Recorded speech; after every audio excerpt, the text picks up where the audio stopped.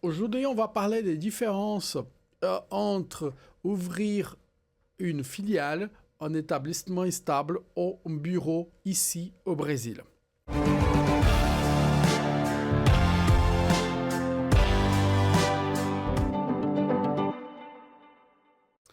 Bon, je m'appelle Yur Pontes Vieira, je suis avocat au Brésil et membre du cabinet Pontes Vieira Advogados. Et aujourd'hui, je vais vous expliquer les différences entre ouvrir une filiale, ouvrir un établissement stable ou un bureau de représentation ici au Brésil. Bon, passons à expliquer comment ça fonctionne l'ouverture d'établissement stable au Brésil.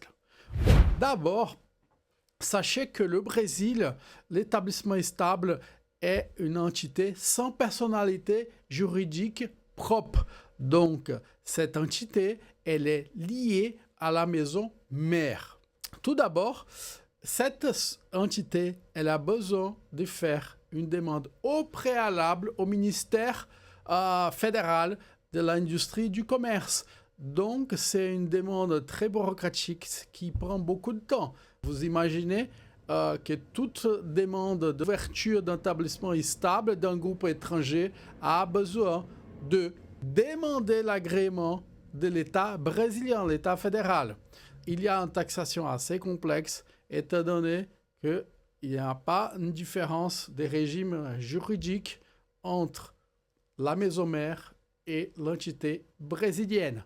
Étant donné le nombre de mois qui peut prendre voire même année pour cette demande soit acceptée, le coût pour ouvrir cette entité va être assez élevé. Donc c'est le type, c'est la forme juridique la moins conseillée. Bon, la deuxième forme d'ouvrir, de constituer une entité au Brésil, c'est par le biais d'ouverture d'une filiale. Donc, filiale, ça veut dire une entité juridique propre. Elle est séparée du groupe. Ça veut dire que le groupe peut ouvrir une filiale au Brésil. Dans ce sens, il n'y a pas une demande au préalable au gouvernement brésilien. Il est tout à fait possible donc d'ouvrir cette entité, ouvrir cette filiale au Brésil. Bien sûr qu'il faut des règles à respecter, mais c'est quelque chose de bien plus simple qu'ouvrir un établissement stable. Et c'est la forme la plus conseillée et la plus adaptée parce qu'il existe la possibilité, bien sûr, que le groupe, une entité étrangère, va être associé d'une société brésilienne. Donc le groupe, comme associé, comme titulaire, tout à fait l'unique associé, va ouvrir une société au Brésil. Bon, la troisième forme, c'est d'ouvrir un bureau de représentation. Ouvrir une structure administrative, voire de vente ici au Brésil, qui a besoin aussi de faire une demande au préalable du gouvernement brésilien pour pouvoir s'installer.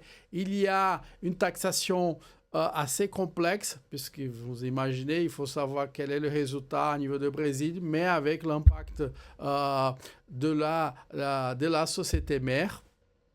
C'est là aussi la forme moins conseillée dans ces cas, puisqu'elle exige du temps, exige une complexité comptable et complexité fiscale. Bon, j'espère que vous avez aimé cette vidéo. Et si vous voulez savoir plus d'informations concernant les droits brésiliens, les droits des sociétés, n'hésitez pas à nous suivre. OK? À bientôt.